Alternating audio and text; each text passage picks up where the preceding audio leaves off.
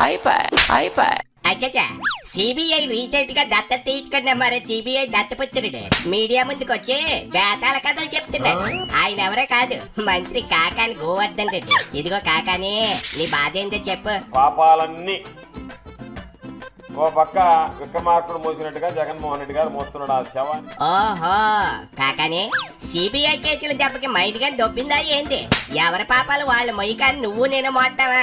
తండ్రి CM seat అడ్డం పెట్టుకుని అడ్డుగోలుగా లక్షల కోట్లు వెనకేసేసి ఆ పాపాలని ఇప్పుడు మోస్తున్నాడు జగన్. తప్పే ఉంది, దానికి నువ్వు ఫీల్ అయితే ఎలా? ఎవరి కర్మకి ఎవరి బాధ్యులు చెప్పు. అందుకేగా 16 నెలలు చెప్పకూడదన్నది. నీకు కూడా ఛాన్స్ వచ్చే రోజు ముందుందిలే. సిబిఐ కేసు నడుస్తా ఉందిగా, నీకు ఆ దివ్యమైన అవకాశం రాక మానదు. కానీ అసలు మ్యాటర్లోకి రా. నీ హయాంలో చేసినటువంటి పాపాలను ప్రక్షాళన చేస్తా కడగతా ఉన్నా దాని గురించి పట్టించుకోకుండా నువ్వు చెప్పిందే చెప్పుకుంటా పోవడం తప్ప, పసరైనటువంటి విమర్శలు చేయడం తప్ప ఎక్కడ ఏమీ కనిపించినటువంటి పరిస్థితి లేదు. ఓర్ని పాచుగాల, మీరందరూ ఎట్టా జగన్ కే రివర్స్ అవుతున్నారేందబ్బి? కాకని మొన్నటికి మొన్న ఆనం, నిన్న ఆ ఎమ్మిగనూరు ఎమ్మెల్యే, ఈ రోజు నువ్వు పాపాల ప్రక్షాళనకే జగన్ కి టైం సరిపోతా ఉందా? పచ్చలేని పాలన అందిస్తా ఉన్నాడా? ఈ మాట జగన్ వింటే నువ్వు అటు నుంచి అటే, నో డౌట్. సర్లే కానీ మీ మేనిఫెస్టో గురించి 2 ముక్కలు చెప్పు. జగన్ కొచ్చి అవుతాడు. మేము చెప్పాం, మా మేనిఫెస్టో 3 సంవత్సరాల తర్వాత ఈరోజు ప్రజలకు అందుబాటులో ఉంది, నెట్ లో అందుబాటులో ఉంది. ప్రతి ఒక్కరి దగ్గర మా మేనిఫెస్టోని గురించి చెప్తున్నాం. దాన్ని జగన్మోహన్ రెడ్డి గారు చెప్పినట్టుగా భగవద్గీతగా, బైబుల్గా, ఖురాన్గా అభివర్ణిస్తూ దాన్ని అంత ప్రాధాన్యతనిస్తున్నాం. ఏంటిదే మీ మేనిఫెస్టో? భగవద్గీత, బైబిల్, ఖురానా?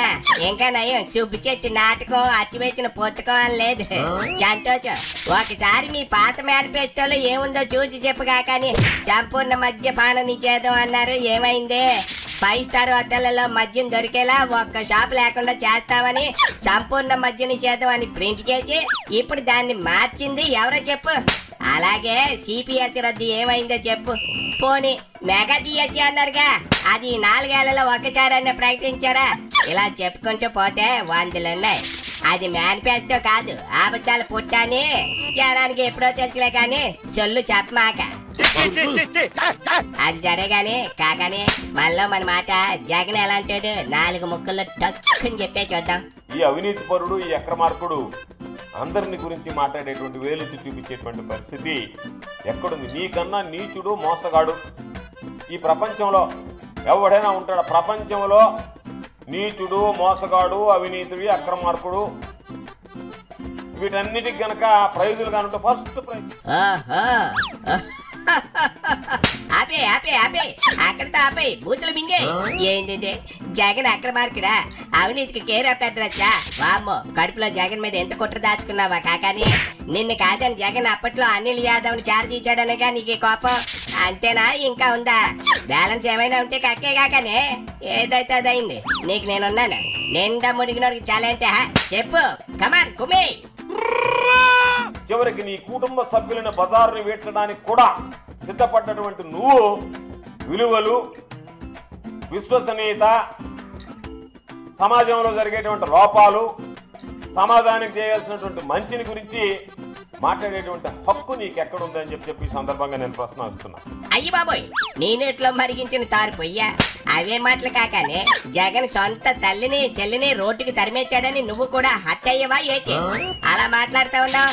ఇప్పటికే లైన్ క్రాస్ చేసి ఏదేదో తిట్టేసావుగా, ఇక పద్ధతిగా ఉండదు. నువ్వు బయలుదేరు, కొంచెంత జాగ్రత్తగా ఉండు. అటు ఇటు చూసుకుని తలుపులు గట్టిగా గడి పెట్టుకుని పడుకో కాకని. మళ్ళీ రేపు నన్ను అంటే కుదరదు, ముందే చెప్తా ఉన్నా. ఇక చాలే, వెళ్ళిరా కాకని.